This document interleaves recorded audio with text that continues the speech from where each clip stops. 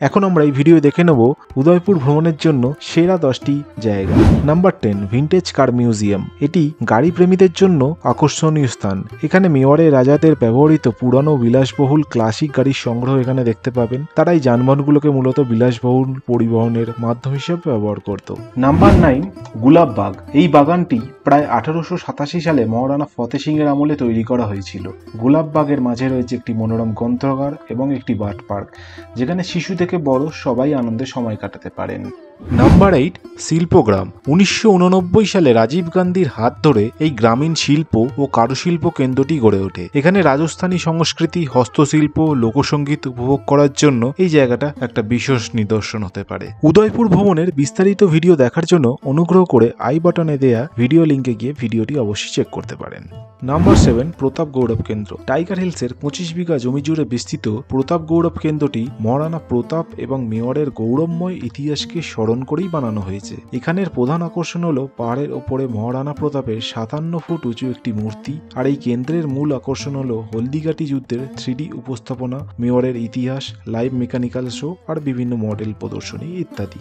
Number 6, বাগড়কি Haveli. Lake পিছলার গাঙ্গর ঘাটে অবস্থিত এই ঐতিহাসিক হাভেলিটি নির্মাণ করেন তখনকার মেওয়ারের প্রধানমন্ত্রী অমরচাঁদ বাদওয়া। সন্ধ্যায় এখানে রাজস্থানী নৃত্য ও সঙ্গীতের এক প্রদর্শনী হয়, যেটা সত্যি দেখার মতো। নাম্বার 5, ফতেহ সাগর লেক।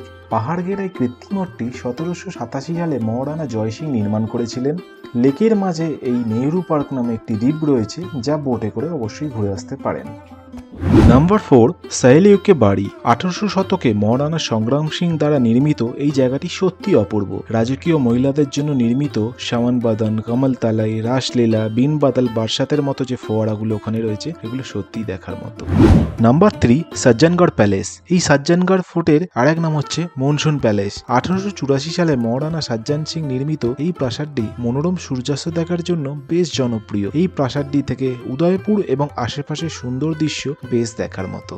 Number 2, lake পিছোলা। 4 কিলোমিটার জায়গা জুড়ে বিস্তৃত এই কৃত্রিম হ্রদটি 1362 সালে মহারানার লাখার সময় স্থানীয় বাঞ্জারা উপজাতিরা বানিয়েছিল। লেকের উপরে নৌকা ভ্রমণ করে সিটি প্যালেস, জাগ মন্দির, লেক প্যালেস হোটেল, আরাবল্লী পর্বতের মতো সৌন্দর্য বেশ উপভোগ করা যায়। সময় থাকলে লেক পিছোলার উপর অবস্থিত জাগ মন্দিরটি অবশ্যই ঘুরে আসতে পারেন।